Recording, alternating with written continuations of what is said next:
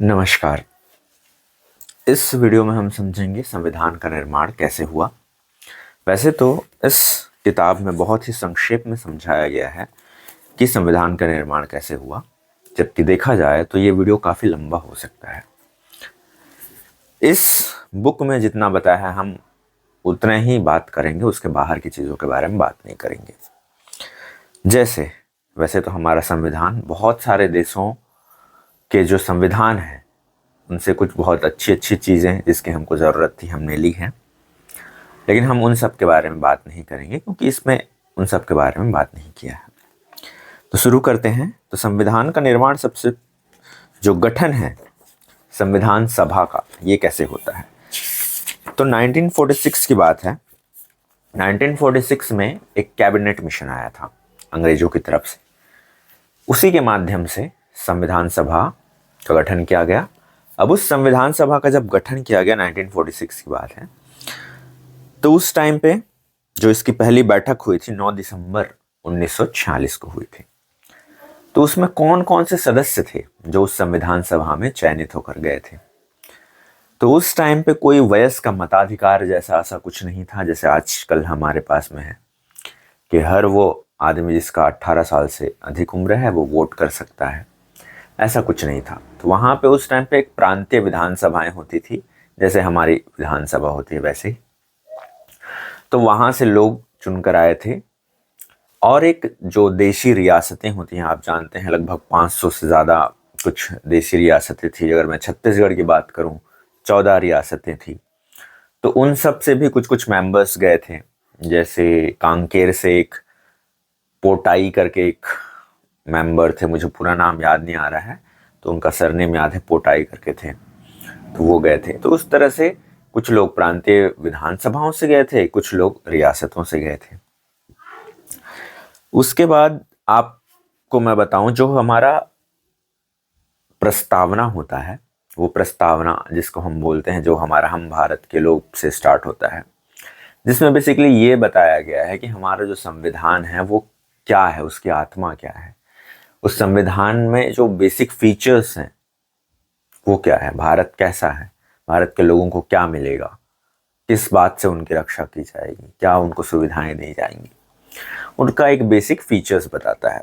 तो ये बेसिकली एक उद्देशिका है जो कि जवाहरलाल नेहरू ने 13 दिसंबर 1946 को संविधान सभा में प्रस्तुत किया था और उसको सबसे अंतिम में पारित किया गया संविधान सभा में 22 जनवरी 1947 को सभी प्रस्तावों के साथ अंगीकृत किया गया।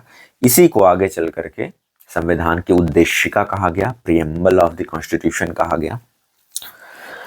अगला है, कुछ लोग इसकी आलोचना करते हैं कि ये पूरा नया नहीं है संविधान। हमारा संविधान एक कोरे कागज पर शुरू से नहीं लिखा गया था। बहुत सारी चीज़ें 1935 का जो गवर्नमेंट ऑफ इंडिया एक्ट है वहाँ से लिया गया है। बहुत सारी जो इसकी विशेषताएं हैं, बहुत सारी चीज़ें अन्य देशों से ली गई हैं। तो अंबेडकर साहब इन आलोचनाओं का जवाब देते हुए कुछ बातें संविधान सभा में कह रहे थे। तो वो ये कह रहे थे कि यदि इसमें कोई नई बात है, वैसे तो कह रहे हैं कि नहीं है, लेकिन अगर कोई नई बात है तो वो यह है कि इसमें कमियों को दूर करने तथा इसे अपने देश की आवश्यकताओं को अनुरूप बनाने के लिए हर संभव परिवर्तन किए गए हैं। मतलब ऐसा नहीं है कि हम यूएसए से, रशिया से कोई चीज़ हम लेके आ रहे हैं उनके संविधान से तो एज इट इज़ लेके आ रहे हैं। हम अपने देश के अनुसार उसको अनुकूल करेंगे और उस हिसाब से उसमें परिवर्तन करेंगे, ये उन्होंने बात कही थी।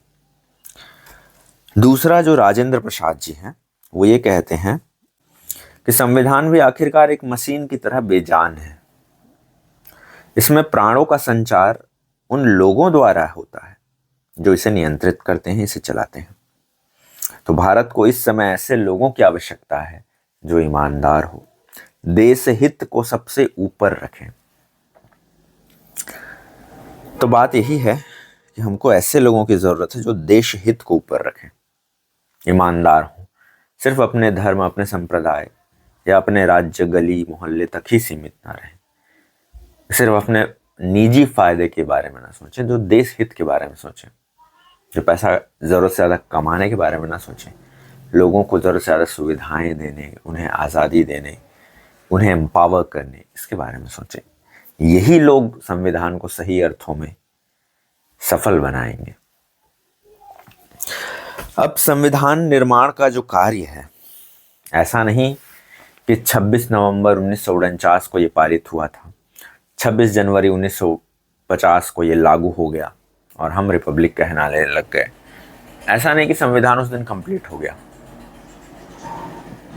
इसमें परिवर्तन होते रहते हैं, संविधान संशोधन होता रहता है और ये कार्य, संविधान निर्माण का कार्य चलता ही रहता है और ये अनवरत चलता ही रहेगा। तो ऐसा नहीं कि अब हो चुका है, ये अभी भी चल रहा है।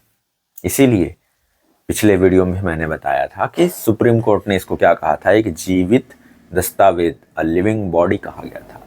ठीक है, क्योंकि इसमें परिवर्तन होता रहता है।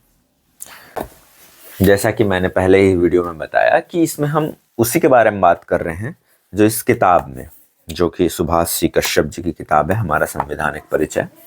इसमें जो बातें बताई गई है उसी के तक हम सीमित हैं। जबकि अगर इस टॉपिक को अगर आप समझना चाहें तो संविधान का जो निर्माण की प्रक्रिया है वो काफ़ी और ज़्यादा लंबी है। तो इसको किसी और दिन डिस्कस करेंगे। वीडियो में यहाँ तक बने रहने के लिए बहुत बहुत धन्यवाद।